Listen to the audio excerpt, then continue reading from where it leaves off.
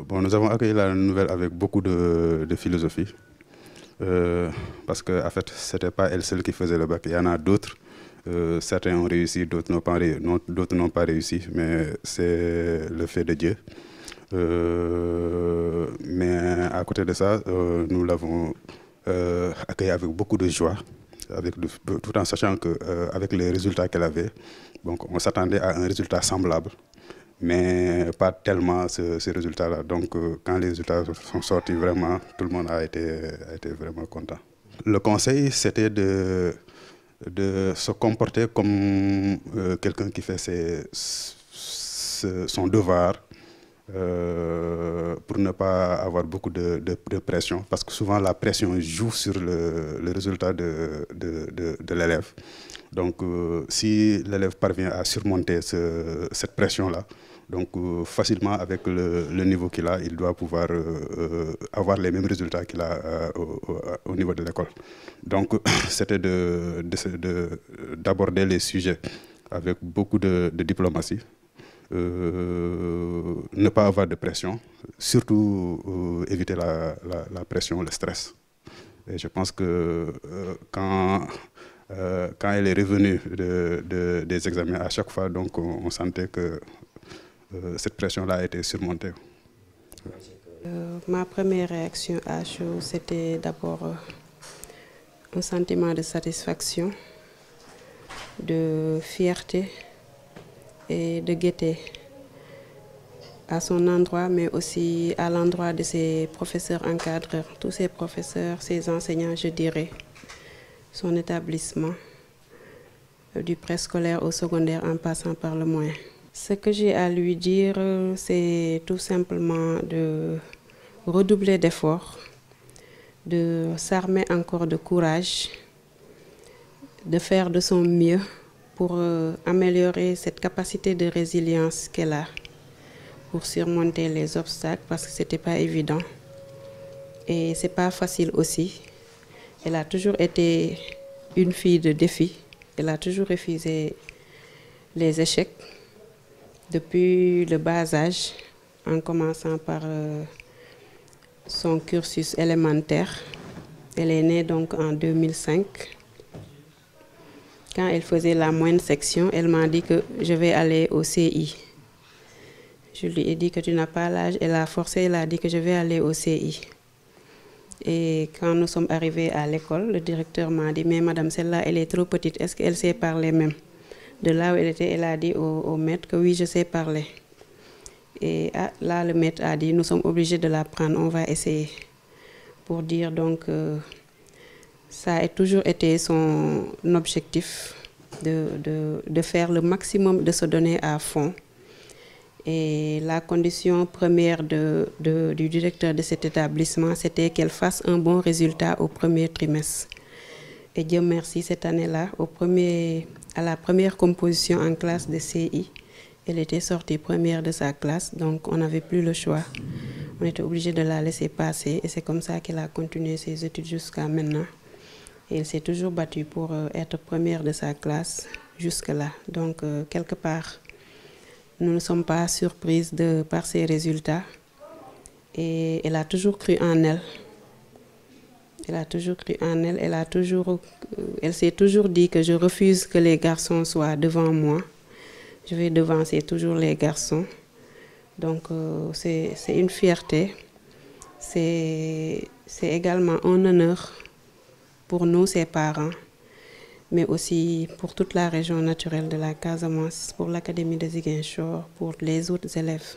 Pour l'encadrement aussi, j'avoue que pour l'encadrement, elle s'est auto-encadrée en quelque sorte. Nous, tout ce qu'on avait l'habitude de lui donner, c'était des conseils.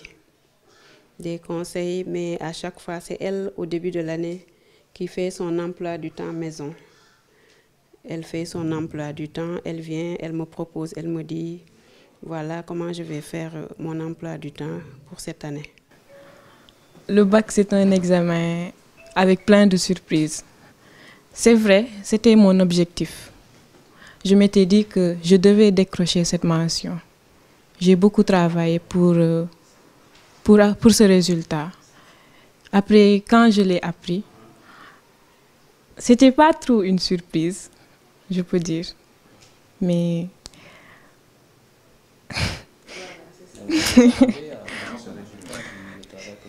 oui, oui, c'était mon objectif. Vraiment, c'était mon objectif. Ah, moi, j'avais même pas entendu mon oui, je savais même pas. Il y avait un surveillant qui était à côté. Il est venu. Je lui ai demandé, est-ce qu'on m'a appelé? Il m'a dit, oui, tu as eu la mention bien. Ah, non, bien. Il m'a dit, vous avez la mention bien. Je ne pouvais pas pleurer parce qu'il y avait d'autres à côté qui n'avaient pas le bac. D'autres avaient la mention passable. J'étais plus ou moins contente. Je me suis dit, alhamdulillah, Dieu a fait ce qui était mieux pour nous. Je me suis dit, alhamdulillah. Par la suite, les appels, j'ai reçu beaucoup d'appels. Félicitations, mention très bien. J'ai dit, quelle mention très bien? J'étais un peu découragée parce que après ma maman m'a appelé, elle m'a dit, tu as eu la mention très bien. J'ai dit très bien. Non, non, moi on m'a dit que j'ai eu mention bien. Elle m'a dit, attends, je vérifie. Elle a appelé l'autre professeur. Elle m'a appelé pour confirmer. J'ai pleuré, j'étais trop contente. Je me suis dit, parce que je me disais, moi, qu'est-ce que je vais dire aux gens? Parce qu'avant le bac, partout, tout le monde, Tabaski, on attend la mention très bien. Je disais juste, Inch'Allah, on fera de notre mieux. Après, tout ce qui se passera, on saura que c'est la volonté divine.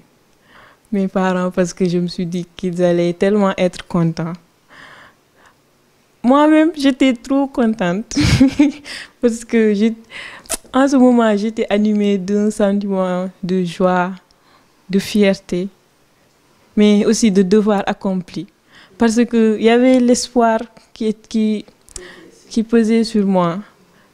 Mes parents, la famille, les professeurs, le lycée d'Ignabo, Ziguinchor, je peux dire.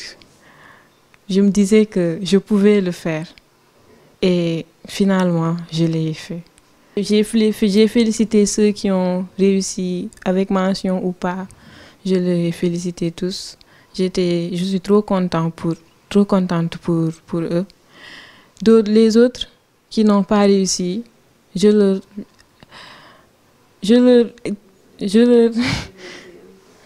les ai encouragés. Il ne faut pas qu'ils baissent les bras. Ce n'est pas la fin du monde. S'ils ne l'ont pas eu cette année, peut-être l'année prochaine ils l'auront, ou bien ils auront quelque chose de mieux même. Mon objectif, c'était d'avoir ma mention très bien pour avoir une bourse d'excellence, aller à l'étranger, plus précisément en France, pour suivre une classe préparatoire et par la suite intégrer les grandes écoles. Je sortais toujours première depuis l'école primaire. Arrivée au collège, j'ai maintenu le cap, n'est-ce pas, c'est ça? J'ai maintenu le cap et j'étais toujours première en 6e, en 5e, 4e comme en 3e. En 6e, j'avais eu 17. En 5e, 17 si je me rappelle bien. En 4e, 17. Et en 3e, j'ai eu 18. En 4e, j'avais fait le concours Miss Math Miss Sciences. J'ai été classée 2e ex aequo. À l'école aussi, au Saint-Malik Fall, on organisait des olympiades. J'ai gagné les prix en maths, en sciences physiques comme en sciences de la vie et de la terre. Chaque année, à chaque fois que je participais, je remportais les premiers prix. Oui, au BFM, j'ai eu 16. J'ai été première de l'académie de Ziguinchor. Lycée d'excellence, j'en parle. Oui, j'ai été première du centre. J'ai fait le concours d'entrée au lycée scientifique d'excellence de Diourbel. J'ai pas réussi. je suis venue au lycée Djignabo. En seconde, j'ai fait le concours Miss Math Miss Sciences.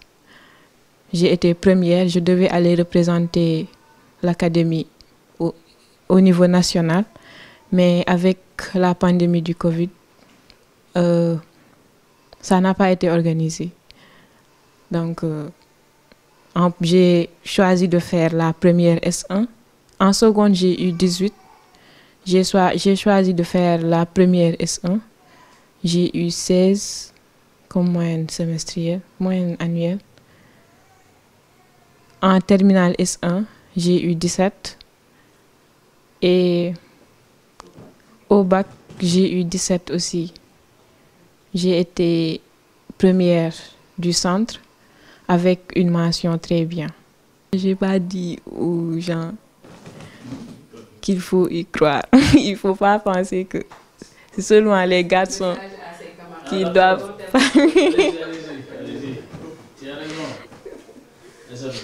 Le micro t'appartient, dis tout. J'exhorte les élèves de la première, je peux dire, ou de la seconde même, à ne pas penser que la S1, faire la S1 et y réussir, c'est impossible. C'est bien possible. Je les exhorte à bien travailler pour pouvoir s'en sortir et ne pas penser que, parce que toutes ces dernières années, s'il n'y a pas une fille en S1 ou deux, il n'y a pas de filles, il n'y a que des garçons.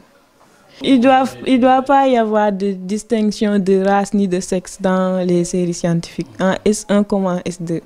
Mais les filles ont tendance à penser que, je ne dirais même pas les filles, les gens, tout le monde, ils pensent que la série S, c'est pour les garçons. Parce que les filles, elles ne peuvent pas le faire. Il y a les travaux, elles n'ont pas le temps.